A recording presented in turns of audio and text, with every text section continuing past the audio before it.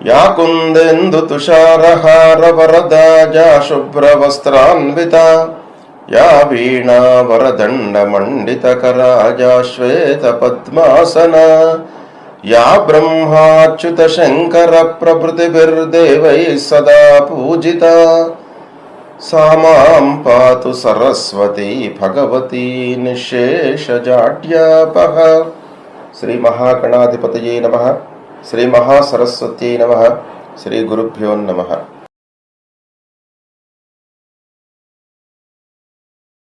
2024వ సంవత్సరంలో కుంభరాశి వారికి గోచార ఫలితాలు ఎలా ఉంటాయి జనవరి మాసంలో అనేటువంటి విషయాన్ని తెలుసుకుందాం.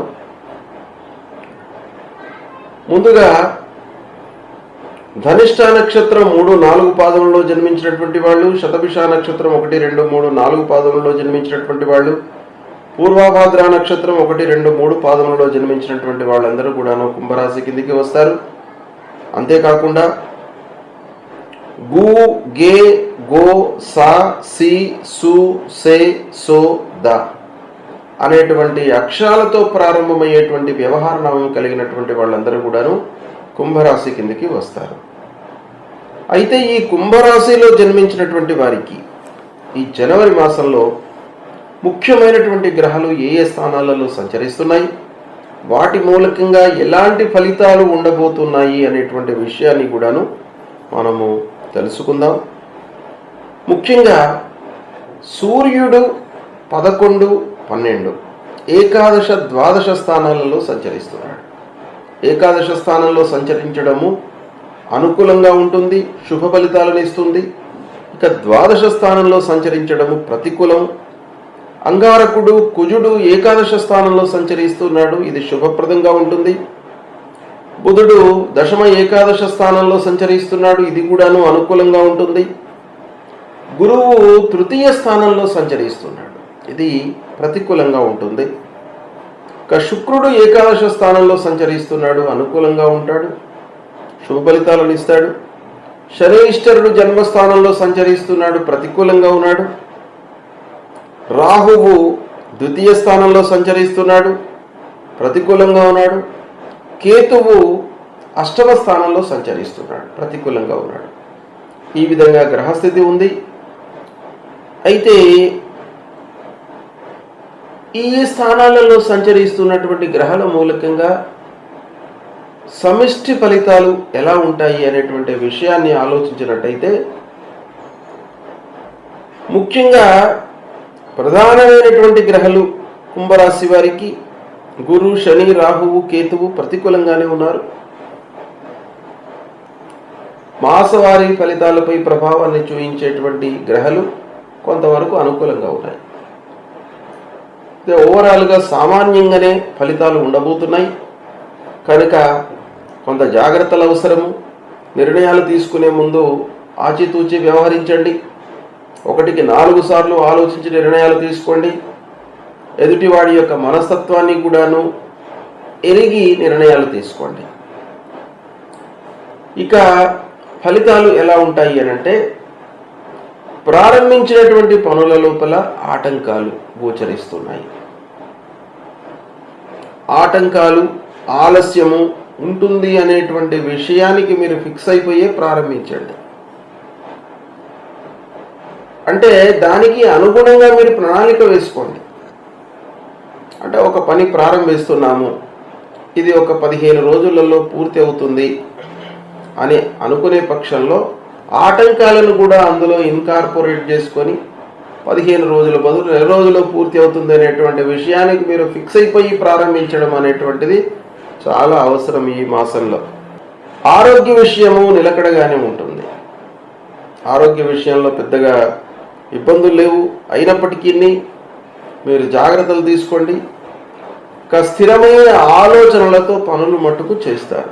ఇది కొంతవరకు మనకు సుఖాన్ని, సంతృప్తిని ఇచ్చేటువంటి విషయం. అంటే ఆలోచనలను అటు ఇటు ఒక వారం రోజులు ఈ విషయంపై ఆలోచించటం, మిగతా వారం రోజులు మిగతా రోజులు వేరే విషయాన్ని ఆలోచించడం, ఇలా చంచలమైనటువంటి స్వభావం లేకుండా ముఖ్యంగా ఈ మాసంలో స్థిరమైనటువంటి ఆలోచనలతో మీరు ముందుకు వెళ్తారు. ఉద్యోగులకు ఆఫీసులో మట్టుకు అనుకూలంగా ఉంటుంది. మొదటి 2 వారాలు బాగా కలిసి వస్తుంది.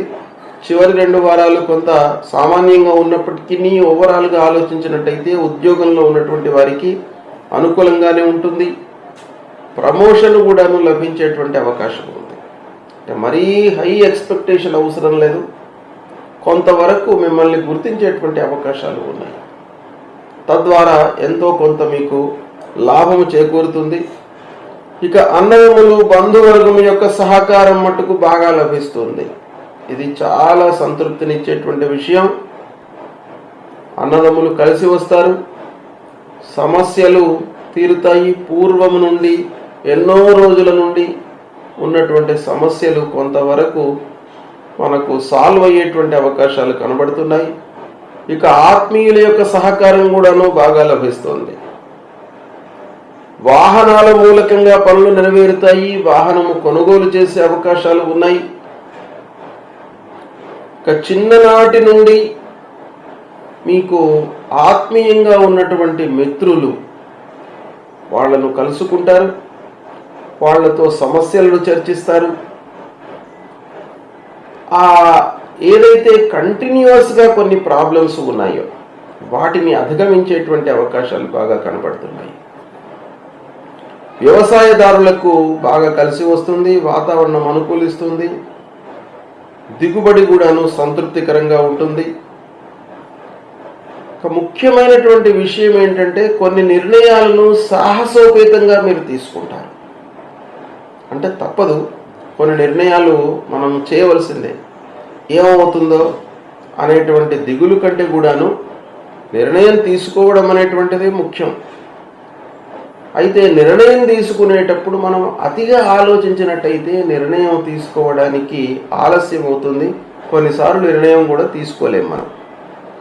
కనుక అతిగా ఆలోచించకుండా ఎంతవరకు అవసరమో అంతవరకు ఆలోచించి మీరు ధైర్యంతో కొన్ని నిర్ణయాలను తీసుకునేటువంటి అవకాశాలు కనబడుతున్నాయి.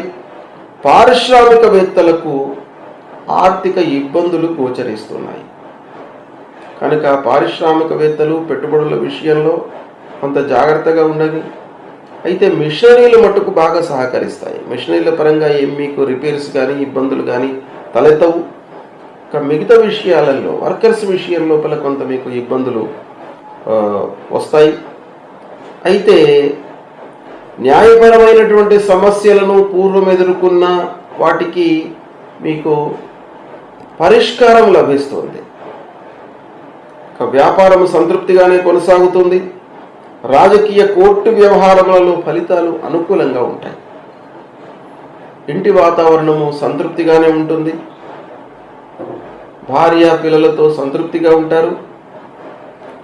పనులపై మనస్సు నిలుపుతారు. ఇంటి వాతావరణము మీకు సంతృప్తిని కలిగించడం మూలకంగా మీరు బయట కూడాను ద్విగుణీకృతమైనటువంటి శ్రద్ధ నిలిపి పనులు చేసేటువంటి అవకాశాలు బాగా కనబడుతున్నాయి. సంగీత సాహిత్య సినిమా కళాకారులకు అవకాశాలు వస్తాయి. వారు కొత్త పనులపై మనస్సు నిలుపుతారు. నలుగురిలో మంచి పేరును సంపాదిస్తారు. గౌరవ మర్యాదలు లభిస్తాయి.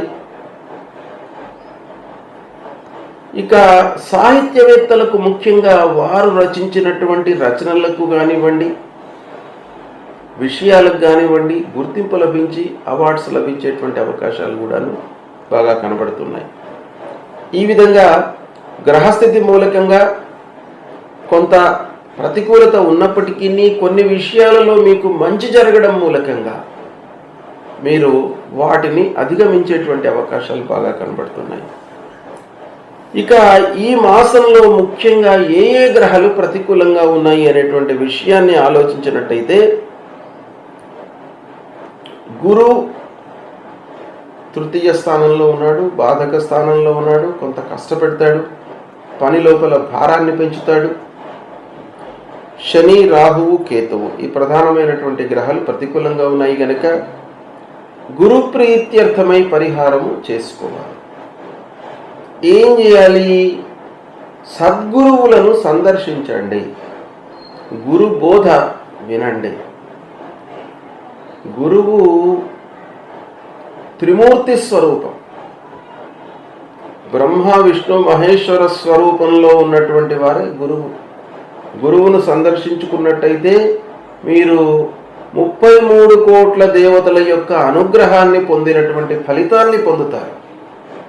కనుక సద్గురువులను దర్శించుకోవడం మూలకంగా మీకు ఆ గురుగ్రహం యొక్క అనుగ్రహం లభిస్తుంది.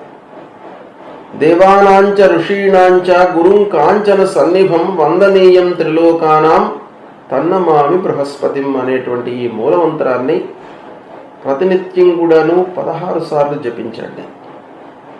దక్షిణామూర్తి స్తోత్ర పారాయణం చేసుకోండి. దత్తాత్రేయ స్వామి దేవాలయానికి వెళ్ళండి.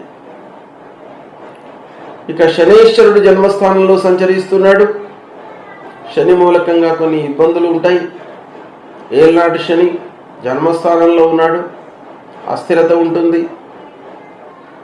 అయితే పనులలో అస్థిరత, ఆలోచన మట్టుకు బాగానే ఉంటుంది, కానీ పనుల లోపల అస్థిరత మూలకంగా కొన్ని ఇబ్బందులు కలిగేటువంటి అవకాశాలు ఉన్నాయి. కనుక నీలాంజన సమాభాసం రవిపుత్రం యమాగ్రజం ఛాయా మార్తాండ సంభూతం తం నమామి శనైశ్చరం అనేటువంటి మూలమంత్రాన్ని ప్రతినిత్యం కూడాను 19 సార్లు జపించుకోండి.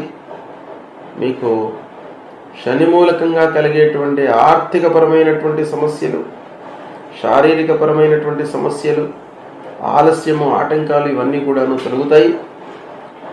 ఆంజనేయ స్వామి దేవాలయానికి వెళ్ళండి. ఆంజనేయ స్వామిని కొలవండి. మీకు ధైర్య సాహసాలను ఇస్తాడు. మనోజవం మారుతతుల్య వేగం జితేంద్రియం బుద్ధిమతాం వరిష్టం వాతాత్మజం వానరయూథ ముఖ్యం శ్రీరామదూతం శిరసా నమామి అనేటువంటి ఈ మూలమంత్రాన్ని పఠిస్తూ ఆంజనేయ స్వామిని దర్శించుకోండి. తప్పకుండా మీకు ఆ శనేశ్వరుడి మూలకంగా కలిగేటువంటి ఆ దుష్ప్రభావం నుండి మిమ్మల్ని దూరం చేస్తాడు. ఇక రాహువు ద్వితీయ స్థానంలో ఉన్నాడు. కుటుంబ స్థానంలో సంచరిస్తున్నాడు. రాహు మూలకంగా ఇబ్బందులు ఉంటాయి. కనుక అర్ధకాయం మహావీర్యం చంద్రాదిత్య విమర్దనం సింహికా గర్భ సంభూతం తం రాహుం ప్రణమామ్యహం అనేటువంటి ఈ మూలమంత్రాన్ని ప్రతినిత్యం 18 సార్లు పఠించండి. రాహు మూలకంగా కలిగేటువంటి దుష్ప్రభావం దూరమవుతుంది. అమ్మవారి దేవాలయానికి వెళ్ళండి. మహాకాళి, మహాలక్ష్మి, మహాసరస్వతి స్వరూపిణి అయినటువంటి ఆ దుర్గామాత యొక్క అనుగ్రహాన్ని పొందినట్టయితే మీ లోపల ధైర్యం పెరుగుతుంది. సాహసంతో నిర్ణయాలు తీసుకోవడానికి అవకాశాలు ఉంటాయి. అమ్మవారి యొక్క అనుగ్రహం కొరకై దుర్గే స్మృత హరతి భీతి మశేష జంతోహ స్వస్థై స్మృత మతిమతీవ శుభాందదాసి దారిద్ర్య దుఃఖ భయహారిణి కాత్వదన్య సర్వోపకార కరణాయ సదార్ద్ర చిత్త అనేటువంటి ఈ శ్లోకాన్ని ప్రతినిత్యం కూడాను మీరు జపించినట్టయితే అమ్మవారి యొక్క అనుగ్రహం మూలకంగా భయము లేకుండా ఉంటుంది. ఆరోగ్య సమస్యలు లేకుండా ఉంటాయి. స్థిరమైనటువంటి ఆలోచన ఉండడానికి మీకు అమ్మవారి యొక్క అనుగ్రహము సహకరిస్తుంది. ఇక కేతువు దశమ స్థానంలో ఉన్నాడు. కనుక ఫలాశ పుష్ప సంకాశం తారకాగ్రహమస్తకం రౌద్రం రుద్రాత్మకం ఘోరం తం కేతుం ప్రణమామ్యహం అనేటువంటి ఈ మూలమంత్రాన్ని జపించండి. విఘ్నేశ్వరుణ్ణి పూజించండి.